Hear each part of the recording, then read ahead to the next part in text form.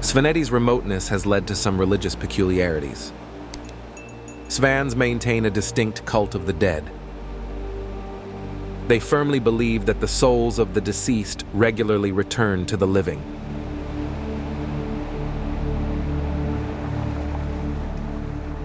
Crosses by the side of the road in memory of accident victims are always supplied with fresh drinks.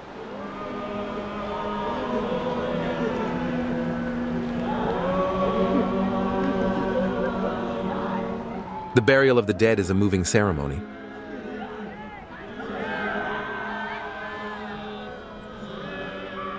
A young man is taken to his grave in Mestia, the provincial capital. Over 1,000 relatives from all across Georgia have come to bid farewell.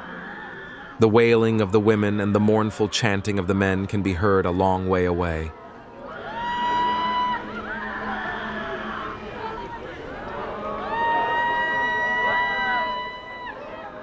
In cemeteries, too, Svans place fresh drinks at the graves, an offering to the souls of their ancestors. A custom from the pagan pre-Christian days, claims the Orthodox clergy. People believe that these traditions are the traditions of their forefathers, and for that reason, they have to adhere to them. To them, disrespecting these traditions is an insult to their debt. What the Church asks of the people is not to forget about these old rituals and customs, but to refrain from practicing them as Orthodox Christians.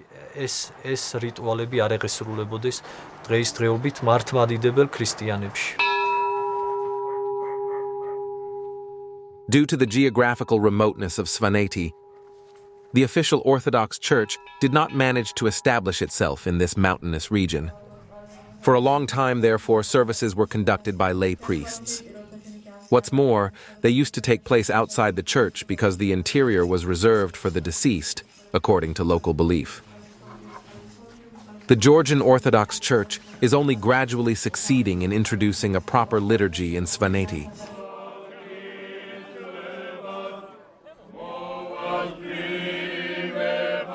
Weddings are major events in Svaneti. To honor this special day, old men wear their traditional stiff felt hats.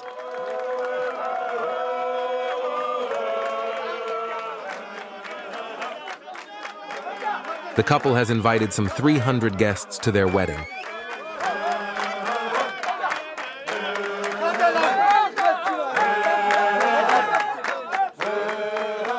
The two families have chosen a figure of authority to be the tamada, the toastmaster.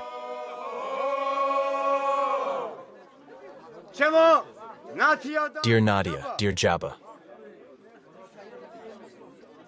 on the path from childhood to adulthood, love has stormed your innocent, naive hearts. I drink to that. May your love rise to the highest clouds in the sky, my precious. May Virgin Mary's and Christ's blessing be upon you.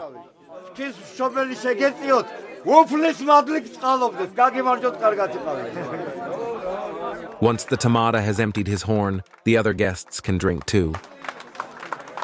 It is also his duty to watch that no one steps out of line during the ceremony. I am leading the celebration tonight and have begun with the traditional Svan toast. We drink first to God and to St. George, and then we propose the toasts that are customary in other parts of Georgia. In the main, however, the wedding reception is about singing and dancing all night long. The songs tell of pride and honor, but also of the great responsibility that a Svan newlywed bears. I wish us happiness and health, success and many children. Certainly no less than 10.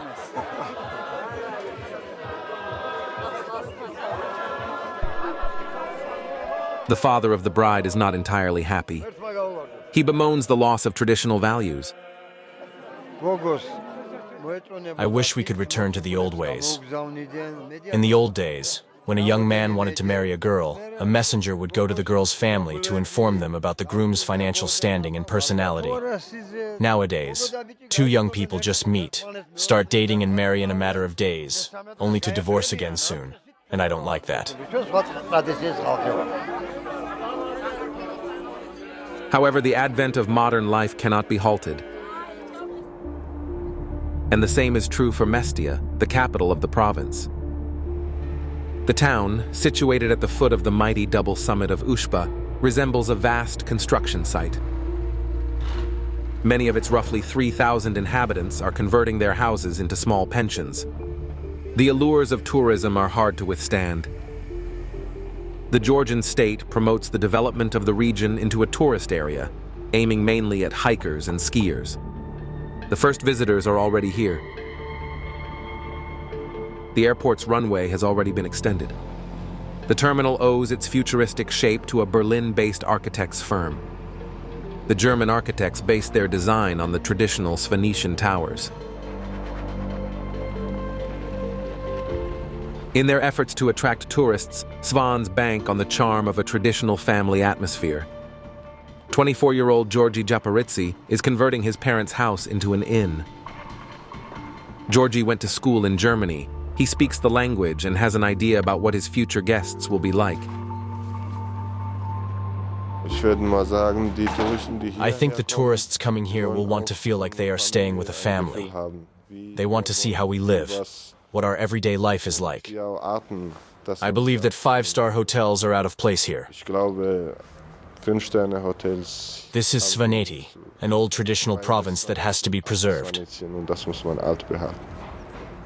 Tourism presents people here with an opportunity. In 5 years' time, there will be more tourists here. I think that by then, everything will be much, much prettier and better here too. Okay, maybe not prettier. It's always been pretty here, but newer and better. Changes can also be good to a certain extent. An increase in the tourist trade will change the traditional way of life of the Svans for good. Disputes have already arisen because some families in Mestia have not been awarded subsidies for renovating their houses. The Council of Elders is convening to resolve this issue. It's an institution that has existed here since ancient times. Those local legal structures coincide with state law to this day, and Svans still prefer to observe their own rules rather than those of the state.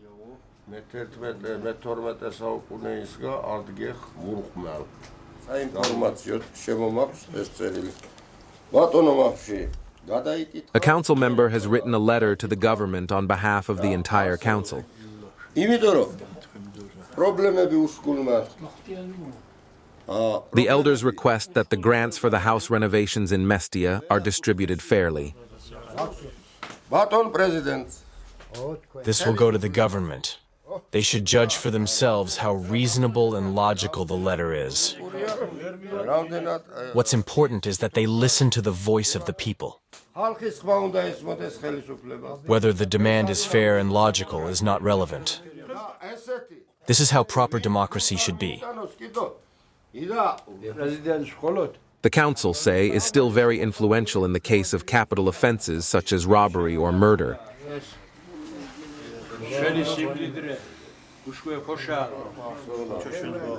Perpetrators may be judged and sentenced in a court of law, but murder in Svaneti is revenged with a blood feud, despite the fact that it is officially forbidden.